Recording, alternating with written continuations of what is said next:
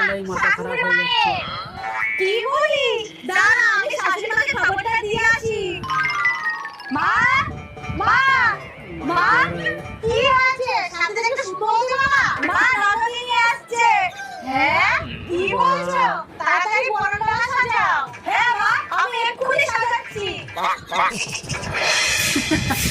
বরণডালা সাজিয়ে নিয়ে আসতে হয়। আরে আসুন আসুন। মা চলে এসেছে।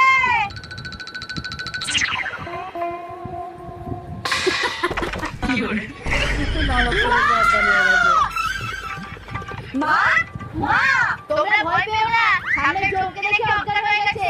ধরে নিয়ে যাও, আমি ডাক্তার নিয়ে আসছি। ননদ